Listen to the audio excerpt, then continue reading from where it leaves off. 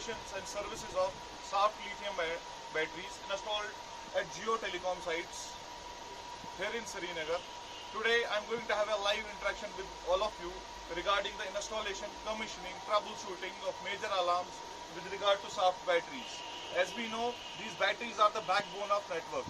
That means Jio is fully and solely dependent on these batteries for the backup of their telecom sites. First of all, before starting any work with regard to this battery, we need to have the safety aspects. Safety aspects before starting any work, we should have proper PPEs, we should wear proper PPEs. After that we can start the work. So look at the PPEs. I will wear a reflective jacket here. It's important as per the safety aspect of Saft is concerned. Second, I will wear a head helmet to avoid any falls from upper heights and our head will be safe. Third is the safety gloves.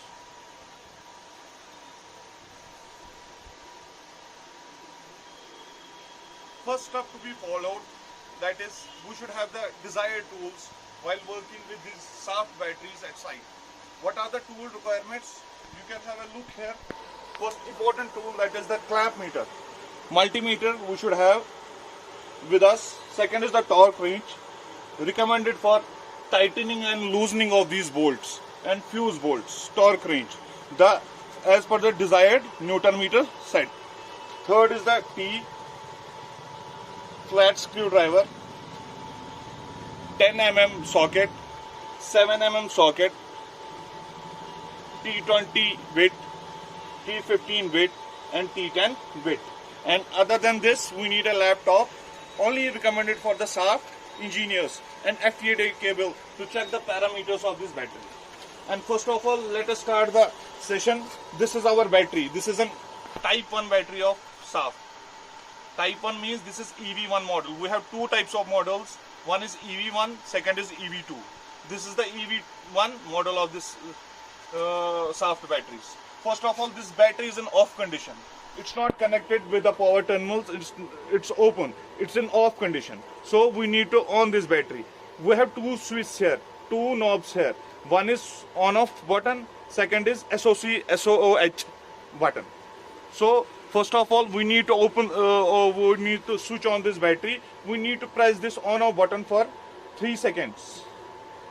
Like this. Yes, the battery is getting on now. And you can see the third LED is blinking.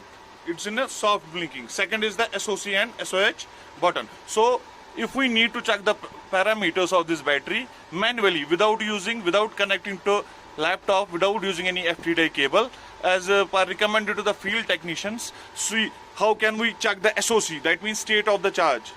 If we need to know the state of charge of this battery, we need to do one thing. We need to press this SOC SOH button for 1 second.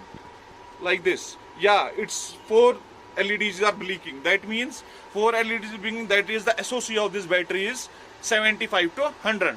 If there would be only one LED blinking, that means the SOC is 0 to 25. If 2 are blinking, that means SOC is 25 to 50. And then after, if 3 LEDs are blinking, that means SOC is 50 to 75. And then after, we have seen here 4 LEDs are blinking when we press this button for 1 second. That means the SOC of this battery is in between 75% to 50, 75% to 100%. Okay. So this is the procedure how we can check the SOC of this battery. Second parameter is SOH. That means state of health. Same is the procedure. Now what we have to do? We have to press this same button, SOC SOH button, for 3 seconds. If like this, I will show you. Yeah, I have pressed the button for 3 seconds. Then after, all the 4 buttons indicated that the SOC is between 75 to 100. If there would be only one, that means the SOH of this battery is 25, 0 to 25. If there will be 2 buttons blinking, that means 25 to 50. Same vice versa. This is about the SOC and the SOH. Now you can see here there are 2 power terminals. One is the negative power terminal, second is the positive terminal. here we have to connect the positive cables here, and second is the positive we have to connect here. You can see the signs, minus means negative, plus means positive. And now this is the external cover of this battery. External, now we have to remove, we have to use flat screwdriver here to open this lightly. You can see here there is one fuse. There is one fuse, and the size of this bolt is 7 mm, and size of this bolt is 10 mm. So we have to use 7 mm socket here to open this fuse, and we have to open these. Secondly, we have to open these power terminals. We can use 10 mm. So we need to open this fuse to check this continuity. To check its continuity, either fuse is not blown or fuse is active. So we have installed 7 mm socket here, and to open this like this.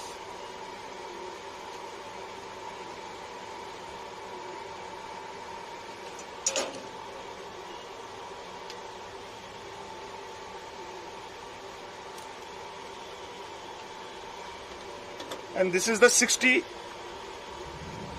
ampere fuse we are using. We should never bypass this fuse by any external copper agent or wire that may damage our power board. This is the internal power board of this battery, which is connected to the bus bar. And here we have opened the bolts of this battery. Now we will remove the fuse. This is the 60 ampere fuse, and we need to check this if this is blown or working. So we need to set the clamp meter on the continuity, and here you can see I will check the continuity of this, and here you can hear the beep. Fuse is okay, so we need to reinstall it. It's okay fuse. So make sure never use any external copper agent to bypass this fuse. So here you can tighten this fuse again. Now what we need to do in order to avoid damage of this power board, we need to set a required torque to this fuse terminal, that is 3 Nm Newton meter. That means we have to apply 3 Newton meter force to tighten this. Here we have the torque range. We can set the parameter 3 Newton mm here. Then after we can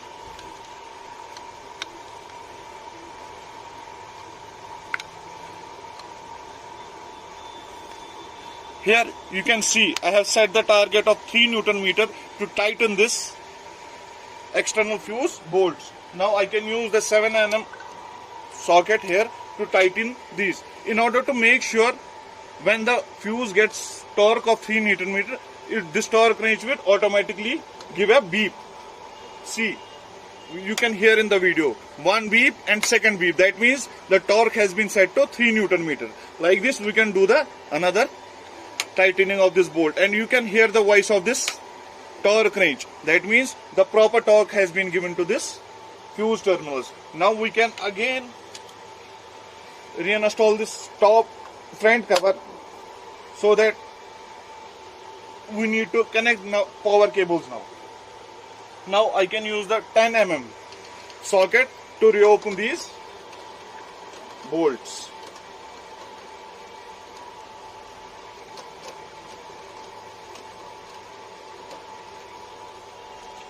Now this is the negative power cable. So we need to connect this negative power on the negative side of this battery. Here you can remember one thing more. We have to apply a torque of 4 Newton meter now. So we can reset the value in the torque range. That is 4 Nm. Here you can see I have set 4 Newton meter here. Now I will put 10 mm socket to tighten this bolt. Here you can see same procedure to be followed like we have done with the fuse tightening. Same procedure to be followed, but torque should be about 4 Newton meter. And you can see the torque range will give a beep after the 4 Newton meter torque is applied. Okay, done. This is because this torque is applied so that power board must not get damaged due to our tightening or our loosening. Our loosening may result in the burning of the power board. Our tightening may result in the internal damage of the power board. Now we can connect the positive cable here.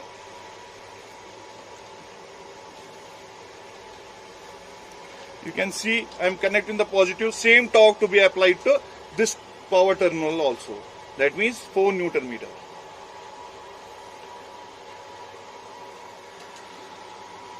Okay, this is set. Now you can see there are 4 LEDs. One single, second, third and fourth.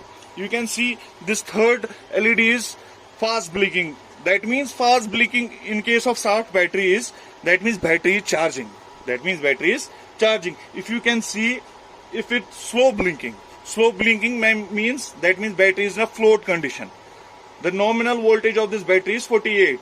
Once we connect the power cables, it may get discharged or it may get charged depending upon the main supply availability. Here you can see right now the rectifiers are working, SMPS is working and mains is on. You can see the third LED is blinking here. Blinking means that means battery is at charging mode. Now if we disconnect the main supply of this SMPS, you can see this third LED is not, it's at stationary mode. Stationary mode, that means neither it's blinking, fast blinking or slow blinking. It is in stationary condition. That means stagnant. Stagnant means battery is in discharging mode. You can see this third light indicates charging, discharging and floating. See, you have seen the 2 conditions. One condition was fast blinking, that was battery is in charging mode. Second condition is it's stagnant mode, that means battery is discharging. And once the battery gets fully charged, after that 97% SOC reach, battery gets in floating mode. That means it neither gets discharged nor gets charged. That means battery is in that time, you can see the slow blinking, that is in floating condition. Okay, now we can see it's important. There are 3 batteries installed in the site. Most importantly, we have to set the node IDs. Node IDs means battery and SMPS should communicate to each other. Otherwise, there is no fun. These batteries will get faulty within no time. First, we have set this node ID of these batteries as a 1. With the installation and commissioning procedure, we have done a proper commissioning of these batteries. We have wrote here, this is node ID 1, this is node ID 2, and this is node ID 3.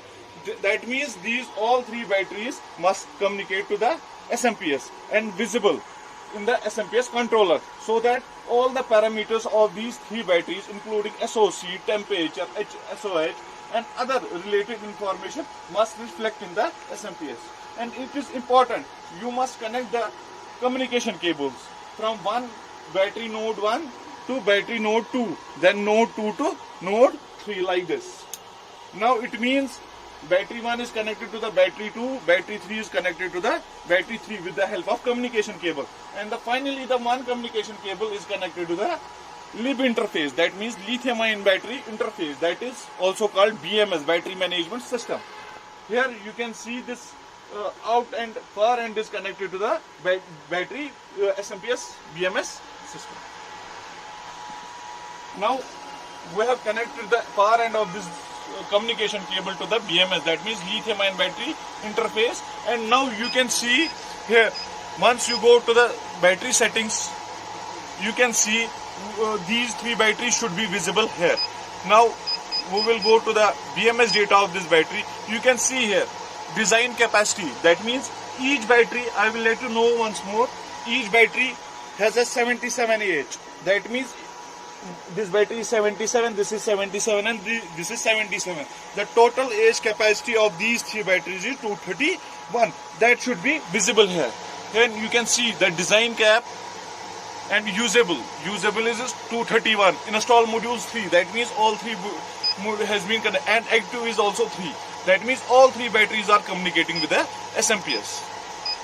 And if you need to see the parameters of each battery, now what we have to do, we have to press BMS data, then we have to see the module 1, that means the node 1 of this battery. You can see the current voltage, present voltage of this battery. Present voltage of this battery is 55.0 volt. The current, it is in discharging mode, that means has been cut off. It is discharging with the rate of minus 15 ampere. SOC is 93%. You can see. Then after you can see the SOH as well. SOH is 74. And then temperature of this node 1 is 40. Remaining age capacity is 68. SOC is 93%. And likely you can move backward and see the configuration of second module. Here you can see this is module 2. You can see the SOC, you can see the SOH. All the parameters should be visible. Likely you can see the parameters of third battery. It is important so that the normal charging and the normal discharging of these soft batteries must be connected with the SMPS. Then after, here you can see this is the grounding point of this battery. This is the grounding point of this. Thing is about the grounding. This is the grounding point of the battery. It's important to connect the ground to avoid any surge, to avoid any damage to the battery. We must connect this grounding here in the grounding point. Likewise, we use T15 here, T10 here to loosen this grounding point.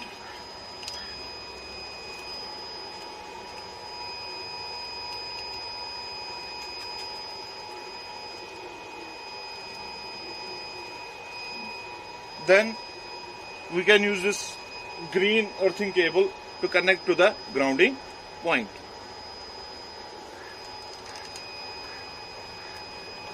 Now we can tighten this grounding point.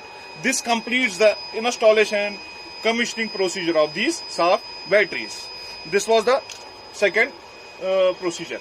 And now moving on to the troubleshooting of these batteries. Whenever these batteries are in working condition, there is no need to do any troubleshooting or anything. But when any fault occurs, then what happens? This battery 4 LED has a red alarm. That means there is any minor or major alarm which needs to be troubleshooted, which needs to be rectified. And what is the formal to do that thing? We must connect, SAFT representative must connect the laptop with an FTDA cable here in the communication port to detect any fault, any alarms with regard to batteries. And the field technicians, what field technicians must, geotechnicians must do, they first of all, if the fourth red alarm occurs here, they first of all need to check this fuse, if this fuse is blown. If this fuse is blown, they need to replace with the other fuse. If not, then what they have to do, here you can see the battery has a small push button here, that is called the hard reset button. So what they note, if any, you can see here red alarm occurs here at the fourth position, fourth LED, then we must push this hard reset button. It just makes the battery off, and then we have to connect the power cables. If there will be normal charging and discharging, then the battery fault has been rectified. If not, then the geotechnician has to call the SAFT representative to check the other faults which needs to be connected with the laptop. This was the minor troubleshooting of these batteries, recommended for geotechnicians only.